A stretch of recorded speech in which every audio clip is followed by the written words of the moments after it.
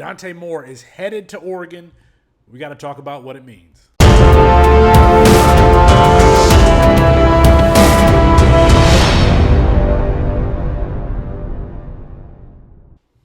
It's Felix Sharp at Sharp Review on Twitter for CampusToCanton.com. If you like this video, please consider hitting the like button and subscribing to the channel so you never miss any of the content that we're dropping. All of this content, recruiting, rankings, what have you, it's for Campus to Canton Fantasy Leagues. And if you don't know what that is, I'll drop a link in the description box.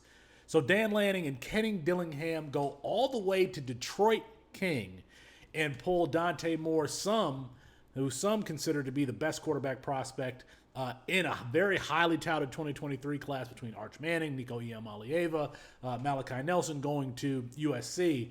This quarterback class is very, very highly regarded, and Oregon gets their own highly regarded player. A kid who started as a freshman has led Detroit King to a couple of state championships and a couple of state championship appearances. Big, accurate, mature, at 17 years old. He's going to be a 17-year-old senior. So Oregon gets really an anchor commitment. And you got to give a nod to Dillingham and Coach Lanning. Now, in talking about this commitment, Dante Moore talked about being developed as a quarterback, and he believed that Oregon was the best place for that. Now, that's a little bit questionable for me because I don't see the track. Dan Lanning is a defensive coordinator, defensive background, and Kenny Dillingham really only has Bo Nix in his pocket as far as quarterback development. But he narrowed the decision down to Michigan, Texas A&M, and Oregon. And so when you compare Oregon to those two other schools, I mean, they're probably equal as far as quarterback development goes. Now, I know Jimbo has Jameis Winston and E.J. Manuel in his background. I'm probably forgetting somebody, but I somewhat don't buy that Oregon is the best place for quarterback development. If anything, they are unproven. Now, of course, we'd like to see Oregon get back to some of that high-powered offensive system that it had under Chip Kelly. I mean, that's kind of what we came to expect from Oregon, and they've kind of been, more of a defensive-focused team since then, a run-the-ball team since then. But regardless, I mean, they're going to get a very good quarterback prospect in Dante Moore, and we'll see. We'll see what Kenny Dillingham can do. He's going to be able to develop with Jerion Dickey and Ashton Kozart, two four-star wide receivers who are also committed to Oregon in 2023. Oregon's class up to number 17 in the country.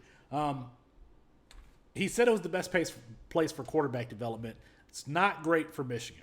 What does this mean for Michigan? A Michigan class that is currently ranked 45th, coming off a Big Ten championship season, an appearance in the playoff, beating Ohio State. They have not been able to turn that success of last season into recruiting success. It could be for two reasons. One, Jim Harbaugh flirted with the Vikings late into the recruiting period. That didn't make a whole lot of sense to me.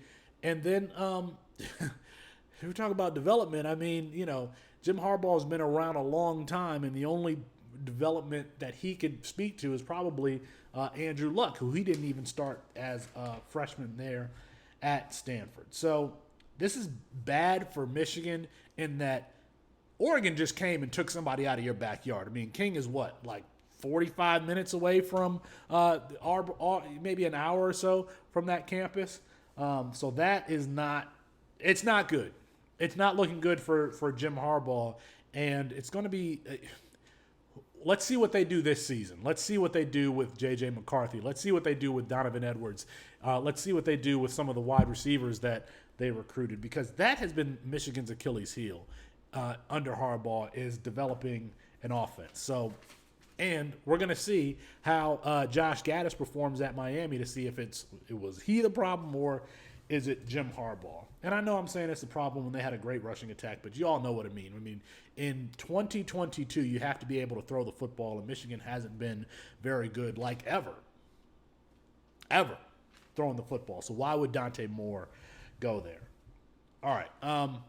What it means for Campus to Canton drafts next year is there's already, somewhat of a battle as to who's the best. I mean, you've got Dante Moore. Some people on our staff believe he's the best quarterback in the class. Malachi Nelson, who gets Lincoln Riley, and then Arch Manning. Those three are going to be battling for the top of your freshman drafts in Campus to Canton drafts next season. Let me know what you think in the comments about Dante Moore landing with Oregon. Is it a good spot as far as developing him as a quarterback? Should he have gone to Michigan? Is Michigan in trouble in recruiting? All right. Till next time. Peace, Mom.